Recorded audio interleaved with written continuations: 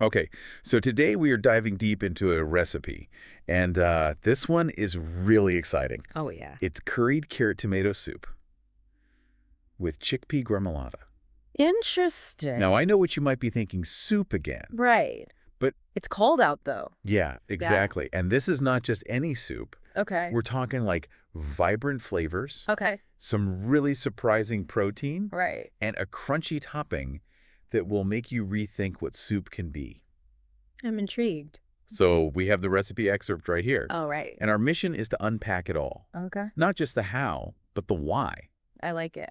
behind each ingredient, Yeah. technique, I'm ready. everything. Let's get into it. So let's start with this ingredient list. Okay. Right off the bat, I'm seeing a lot of carrots. A lot of carrots. A lot. That's a good thing. Okay. Carrots are naturally sweet, Okay. so they're providing a fantastic flavor base for this soup. Uh-huh. Plus, they're packed with vitamins and fiber. Right. So you're getting a good dose of nutrition right off the bat. Right away. Absolutely. We've also got vegetable broth, Yeah. which I assume adds even more depth to that veggie flavor, It does. and olive oil. Yeah. But it looks like it's used for both sautéing and in the gremolata. Right. Is that common?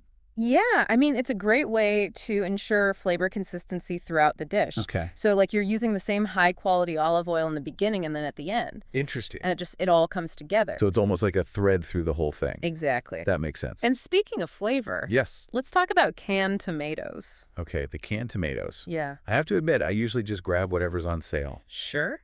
Is there really that much of a difference between brands? Oh, there can be. Really? Yeah, you want to look for brands that use only tomatoes and juice. Okay, No added sugar, no salt. got it. The flavor will be much brighter and cleaner that way. That makes sense. Yeah.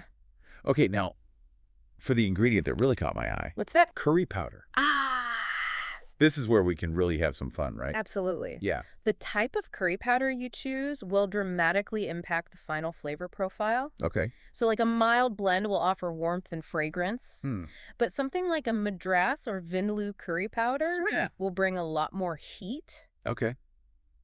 It depends what you're looking for.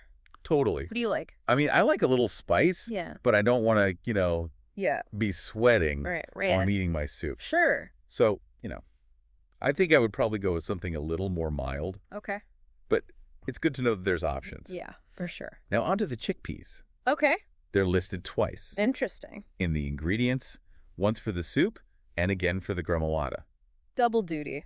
So they're doing double duty here. They are. So Okay. chickpeas are super versatile. Okay. They add a boost of plant-based protein to the soup itself. Yeah. And then when they're roasted, they provide that crunch, Okay. that topping. Yeah, it really elevates the whole thing. Okay. I have to admit, the word gremolata always intimidated me a little. Sure. What exactly is it? It's basically a simple mixture of fresh herbs, Okay. citrus zest, Uh-huh. and often garlic. Okay. In this case, we're using lemon zest and parsley, Right. which will add a bright, fresh counterpoint to the richness of the soup. Oh, I see. Yeah, So it cuts through. exactly. It's all about contrast, the Sure. richness of the soup and then that freshness from the gremolata. Okay, that makes sense. Yeah, I see the recipe calls for sautéing onions and garlic as the first step. right. Pretty standard for building flavor, right? Yeah, it's like the foundation, Fair. You're sweating those aromatics in the olive oil, Mm-hmm. releases their natural sugars, and creates a more complex flavor base. So it's really like you can't skip that step. Exactly. It's simple but essential.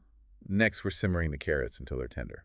Oh, What's the reasoning behind simmering versus, say, boiling? So simmering cooks the carrots more gently and evenly. Okay. So they soften completely without breaking down. Right. And that ensures a smooth and velvety soup I see. once it's blended. But you could do it differently if you wanted to. You could, Oh. if you prefer a chunkier soup, Uh-huh. you could leave some carrots whole or use an immersion blender. So there's options. Always options. Okay, so we've simmered our carrots, and now it's time to blend. Yes. I love how this recipe calls for a completely smooth soup. It's so nice. Yeah, it just feels luxurious and comforting. Yeah, blending creates that creamy texture Mm. and allows all the flavors to meld together seamlessly. Okay, and speaking of texture, Yes. let's move on to the star of the show.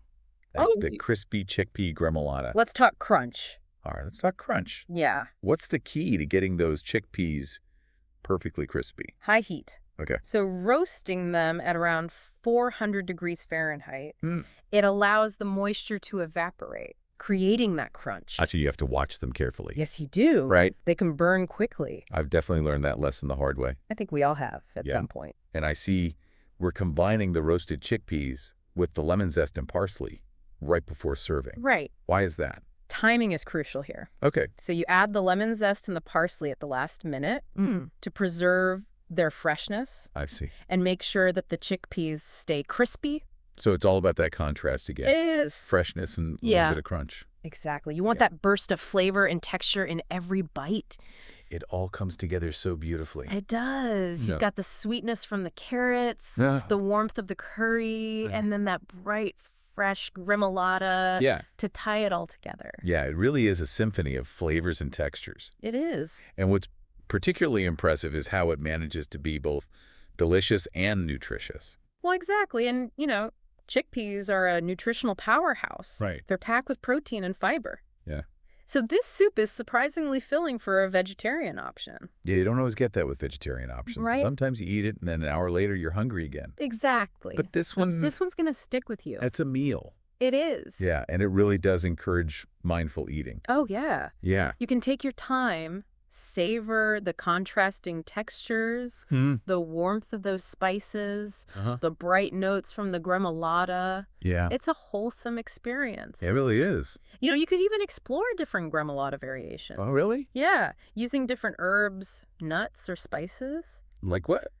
Well, think about toasted almonds and rosemary, Interesting. or a sprinkle of chili flakes Oh, for yeah? an extra kick. That's a good idea. Just play around with it. So much potential for customization. Right. Well, thanks for joining me on this delicious deep dive. I'm definitely craving a bowl of this soup right about now. I know, me too.